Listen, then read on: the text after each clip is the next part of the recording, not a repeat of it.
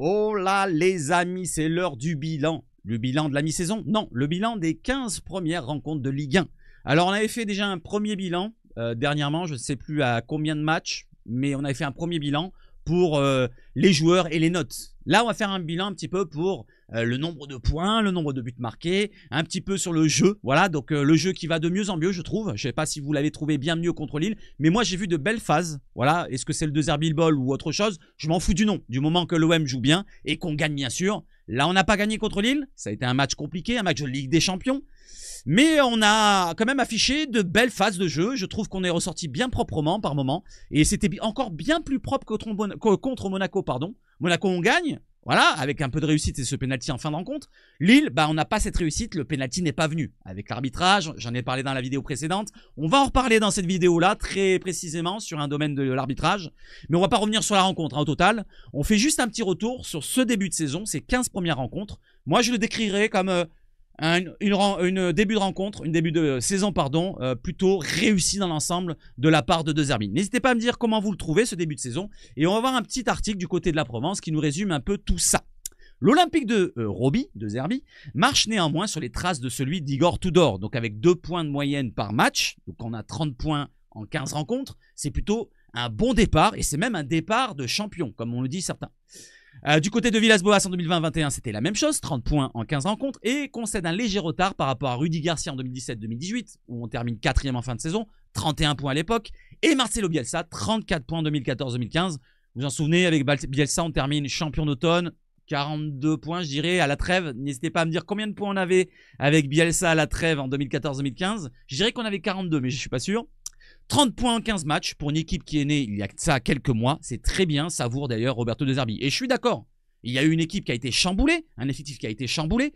Les automatismes ne sont pas venus tout seuls. Il y a un précepte de jeu, des préceptes de jeu de De Zerbi qui essaye de mettre en place, qui ne sont peut-être pas compris par certains et compris par d'autres. Et pour l'instant, les automatismes ne sont pas encore au complet à 100%.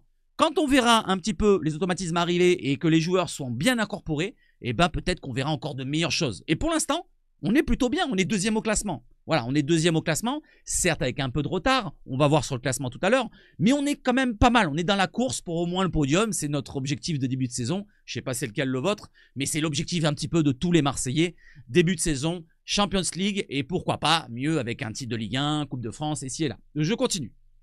32 pions inscrits, donc les buts, on marque beaucoup de buts, 32 ça fait plus de 2 buts par match, donc c'est plutôt une bonne moyenne, et c'est d'ailleurs le meilleur total sur les 10 dernières années, donc c'est à noter. Par contre la défense c'est pas la même chose, il ne marque pas là, mais on est à égalité quand même avec l'Armada d'El Loco à l'époque qui avait marqué 32 buts aussi en 2014-2015. Seul bon tableau, cet indigne parcours à la maison, 14e de Ligue 1 sur 18, c'est très faible on va dire, donc à domicile au Vélodrome qui a l'air d'être trop plein de pression pour les joueurs, les nouveaux joueurs qui arrivent.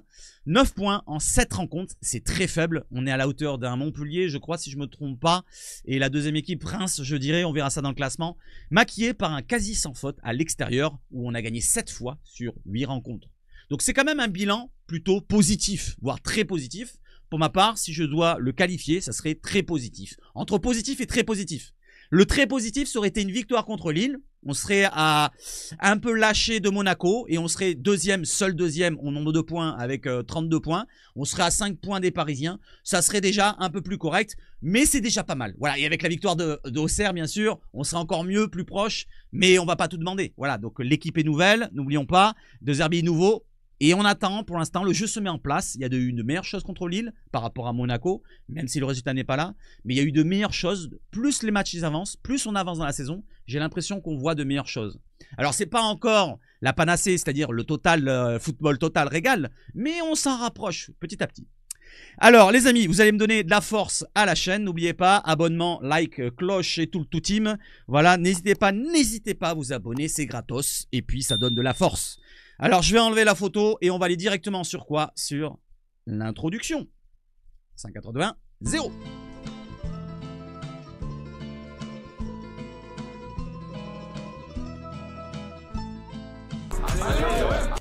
Et allez l'OM, elle commence par la 15e journée, donc avec Toulouse, 2-1 contre Saint-Etienne. Bon, on va pas énumérer tous les résultats. Le dernier qui nous importe un petit peu, c'est celui des Parisiens qui ont gagné. Voilà, 3-1 contre Lyon. Bon, on s'attendait peut-être que les Lyonnais reviennent en deuxième mi-temps, mais ils ont flanché. Donc, les Lyonnais ont perdu. Ils restent derrière nous à 5 points et les Parisiens donc nous remettent 7 points dans la tronche. Donc, l'OM contre Lille, un partout. On regarde au classement directement ici. Donc, l'OM est bien deuxième avec 30 points, 7 points de retard sur les Parisiens, le même nombre de points que les Monégasques, mais une meilleure différence de but particulière et même différence de but tout simplement, en général. Devant Lille, avec combien de points d'avance? 3 points d'avance, 5 points d'avance sur Lyon et 6 points d'avance sur les Niçois. On va pas descendre jusqu'à Lens, Auxerre, ici et là, parce que après, bon, on n'est plus européen.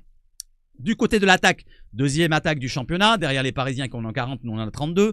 La défense, c'est pas la panacée, on va dire qu'on a la 1, 2, 3, 4, 5, la 6e défense, voilà, c'est pas non plus rédhibitoire. Les matchs à domicile, on fait un petit topo sur ça. Match à domicile, l'OM est situé, vous le voyez, l'OM n'est pas là dans les 10 premiers, les 11 premiers, je descends. 13e, l'OM, j'avais parlé de 14e juste après, juste tout à l'heure. Donc on est 13e, 14e ou 15e à égalité avec Montpellier qui est 15e, 9 points. Donc c'est vraiment pas terrible pour une équipe qui joue les premières places à domicile. On devrait être au moins, là on a 9 points en 7 rencontres. Allez, 7 rencontres, on devrait être au moins à la hauteur de Nice, c'est-à-dire 6 points de plus. Et on serait qu'à 1 point des Parisiens parce qu'à l'extérieur, on remet les Parisiens à 6 points derrière nous. Puisqu'en 8 matchs, on en a gagné 7, une seule défaite, 21 points inscrits lors des 8 déplacements. Donc on est une bonne équipe à l'extérieur qui peut jouer en transition rapide. À domicile, on a un peu plus de mal à construire le jeu et à construire les occasions. Mis à part sur les derniers matchs, hein, comme je le dis, il y a beaucoup de mieux. Hein. Contre Monaco, contre Lille, ça a été un peu mieux. Les ressorties de balles ont été beaucoup plus propres. D'ailleurs, en témoin, le but qu'on met avec Merlin, c'est un jeu construit qui part de Roulis, qui va sur le côté droit avec Murillo, qui combine avec Luis Enrique, qui combine avec Mopé, qui la remet sur Enrique, Enrique qui la met en profondeur pour Rabiot et Rabiot qui la décale pour Merlin. Magnifique but en tout cas dans l'occasion, toute l'occasion est belle. Et derrière on a failli marquer un deuxième but magnifique. Donc il y a eu pas mal de choses qui ont été intéressantes, des ressorties de balles très propres du côté du Vélodrome, que ce soit contre Monaco ou contre Lille. Donc ça va aller de mieux en mieux, vous inquiétez pas. Moi je m'inquiète pas. Voilà, je suis confiant pour la fin de saison, enfin pour la deuxième partie de saison. Et d'ailleurs, on va voir un petit peu les prochains matchs. Les prochains matchs, donc on a Saint-Etienne. Saint-Etienne, donc en Coupe de France, ça sera dimanche. On sera ensemble, hein, 14h45. J'essaierai d'être là à partir de 14h, 14h15. Ou peut-être après, je sais pas, on verra bien. Mais en tout cas, le dernier match de la saison, de cette année, 2024, ça sera du côté de Geoffroy-Guichard. Et j'espère qu'on sera le plus nombreux possible. Le prochain match du côté du Vélodrome, ça sera contre Le Havre et ça sera en Ligue 1. La reprise le 5 janvier. Et on sera normalement ensemble, si je me trompe pas. Voilà les amis pour le calendrier, on regardera prochainement pour les autres matchs. Il y aura des bons enchaînements derrière avec le Rennes, le Strasbourg, Nice, Lyon. Et après, bon, on verra bien, voilà, parce qu'on va pas regarder jusqu'à la fin de saison. Allez, on enchaîne les amis, et on enchaîne avec quoi? On enchaîne avec la décision de Philippe Diallo qui condamne les insultes et les menaces à l'encontre de Willy Delageau concernant les insultes et les menaces qu'il a reçues par rapport au match OM Lille, voilà, de certains supporters ou pseudo-supporters. Est-ce que c'est vrai, est-ce que c'est pas vrai? En tout cas, il veut porter plainte, donc Willy Delageau, et le communiqué de la Fédération française, vous l'avez sous les yeux, donc je vous le laisse là. N'hésitez pas à le lire si vous avez le temps ou pas. Je vais pas vous le lire en entier, en tout cas. Ce qui importe, c'est que la Fédération française de football soutient l'arbitrage qui est donc insulté et menacé. Bon, je veux bien qu'on l'insulte, après les menaces, est-ce que ça a lieu d'être? Moi, je suis pas là dans ce domaine-là. Je veux bien. Il a fait des grosses erreurs, hein, cet arbitre. Hein. Franchement, j'ai envie de l'insulter aussi. Hein. J'ai envie de l'insulter. Je vais pas l'insulter parce qu'il y a peut-être des enfants qui vont regarder la vidéo. Et ça sert à rien. Finalement, bon, le match est passé. Ben, on va pas retourner le match. Ben, finalement, on s'est fait enfler. On s'est fait V, comme certains disent. Mais on va pas changer le scénario. Voilà, donc 2 pénaltys, 2 pénaux qui auraient dû être sifflés. J'ai re-regardé le ralenti du pénalty sur Jonathan Rowe. Il y avait aussi pénalty. Voilà, de l'autre côté, les Lillois peuvent râler par rapport à un hors-jeu de Jonathan Rowe qui a arrêté une occasion. Des Lillois qui partaient en 2 contre 1, j'ai entendu ça. Mais de l'autre côté, il y avait 2 pénaltys pour nous. Et s'il y avait un pénalty avant, qu'il y avait 2-0 dans la rencontre, eh ben peut-être que le résultat aurait été tout autre. Voilà pour l'arbitrage. Et j'enchaîne les amis avec du côté positif. Il y a 2 Marseillais dans le 11 type, selon l'équipe, avec Geronimo Rulli qui rentre pour la 3e fois avec une note de 8 sur 10. 3e fois dans l'équipe type sur 15 rencontres, c'est plutôt pas mal. Et du côté de Merlin qui rentre pour la première fois dans le 11 type. Voilà, bravo à Geronimo. super gardien qui nous a fait un match exceptionnel contre Lille. Il n'a pas eu ce dernier geste, ce dernier poussé, cette dernière envolée pour enlever le ballon de la lucarne à la 88e. Et malheureusement, on s'en tire avec 2 points de perdus. Mais Geronimo Rulli n'a rien à se reprocher. Voilà, il a fait sa rencontre contre Monaco, contre toutes les équipes. À part sa grosse bourde contre Toulouse. Mais finalement, on gagne 3-1 là-bas. Rulli est notre meilleur joueur depuis le début de saison. Et notre meilleur recrue. Même si je reste toujours sur le thème de Højbjerg, j'ai bien aimé cette recrue-là. Je l'aime bien toujours.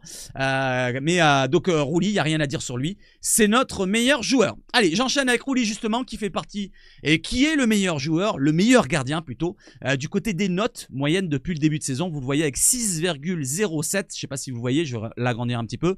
Il est ici, 6,07 pour Geronimo Rulli, devant Lucas Chevalier, le Lillois, donc qui est à 6. Donnarumma, la trompette de Paris, à 6. Et après Samba, ici et là, voilà. Voilà pour Geronimo Rulli. Allez, j'enchaîne les amis avec le stage. Donc il y a un nouveau stage. Alors, c'est pas un stage commando comme celui qu'on a fait à Malmort, mais c'est un nouveau stage de cohésion. Je l'ai bien précisé dans mon message. Nouveau stage de cohésion pour tout le groupe olympien à partir d'aujourd'hui. Donc c'était plutôt dimanche jusqu'à mardi, parce que ça va durer environ 48 heures, qui se déroulera du côté du Danemark.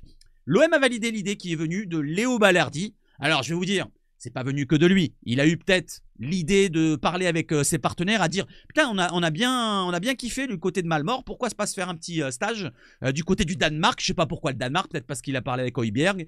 Et du côté du Danemark, alors c'est particulier que ça vienne de Balerdi, mais en tout cas, l'OM a validé l'idée qui est venue de Balerdi, selon ce qu'on entend, de Foot Mercato, de l'équipe, de la Provence, de qui est là. Le but est d'entretenir la dynamique de groupe après celui de Malmort. Je parle du stage commando. Donc ça ne va pas être un gros stage avec intensité ici, là. Ça va être juste pour se ressouder, continuer cette cohésion, pour se connaître encore un peu plus, pour créer des automatismes. Ils vont s'entraîner là-bas pendant une journée, mais ça va être plutôt léger.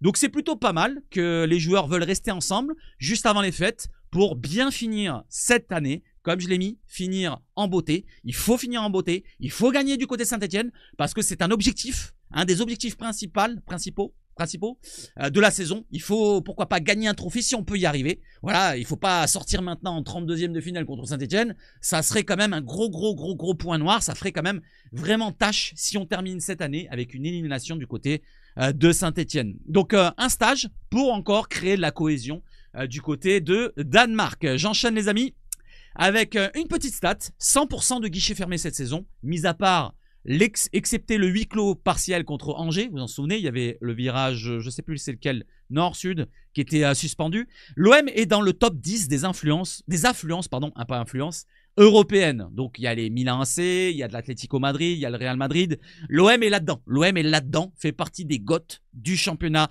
espagnol, italien, anglais, allemand, tous les championnats européens. L'OM est quand même dans les 10 premiers. Donc 100% de guichets fermés, 63 300 supporters ou spectateurs de moyenne cette saison. Et l'année dernière, sur toute la saison, c'était 60 799. Alors est-ce qu'on va tenir ce ratio-là? Je pense qu'on peut le tenir. Parce que comme je vous l'ai dit, plus on avance, j'ai l'impression que plus le jeu est libéré un petit peu. Avec l'apport d'un Rabiot dans ce rôle-là d'être un relais, voire offensif, défensif, et le milieu de terrain qui est vraiment consolidé avec un Rongier, la paire Rongier-Højbjerg, le côté relanceur d'un Kondogbia qui apporte quelque chose finalement, peut-être une rapidité dans ses passes par rapport à un Brassier ou Cornelius, et devant, avec l'efficacité d'un Greenwood, l'efficacité d'un Mopé dans ses passes décisives, l'efficacité d'un Luis Enrique pour l'instant. Ça a l'air d'être pas mal, cette saison part pas mal. Et on espère vivre une deuxième partie de saison encore meilleure que la première. Donc là, on n'a pas terminé la première, mais vous voyez ce que je veux dire. Donc voilà, Forza OM, je termine par ça.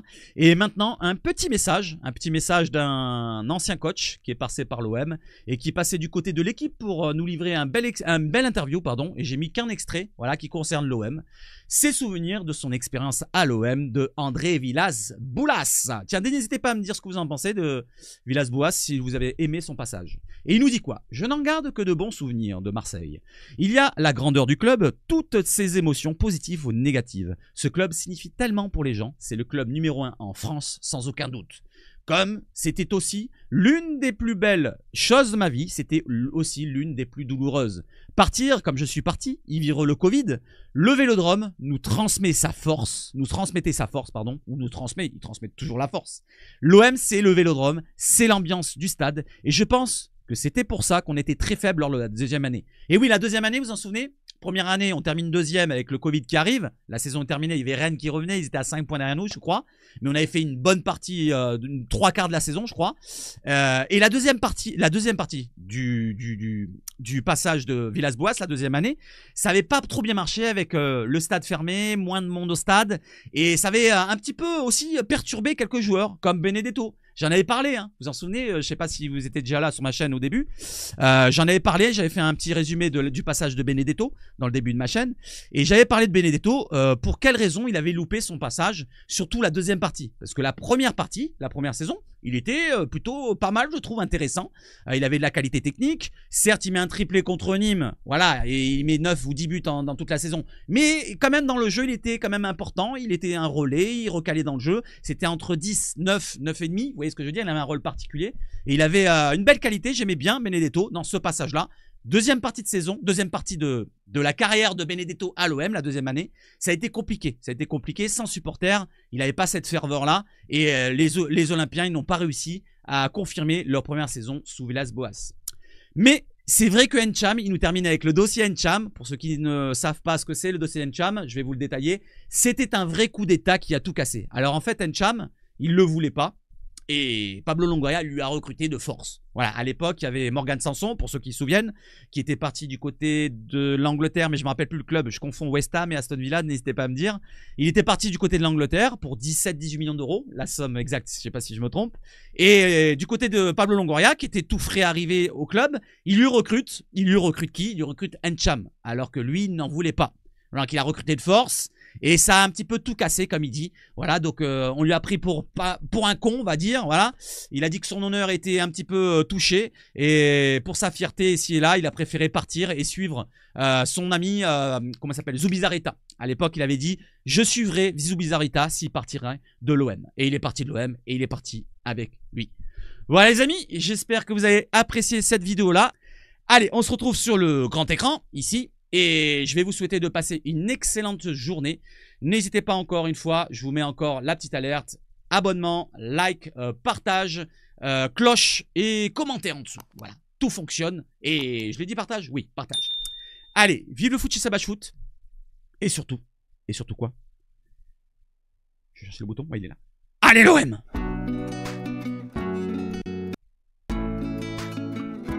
Ciao, ciao, ciao, ciao, ciao!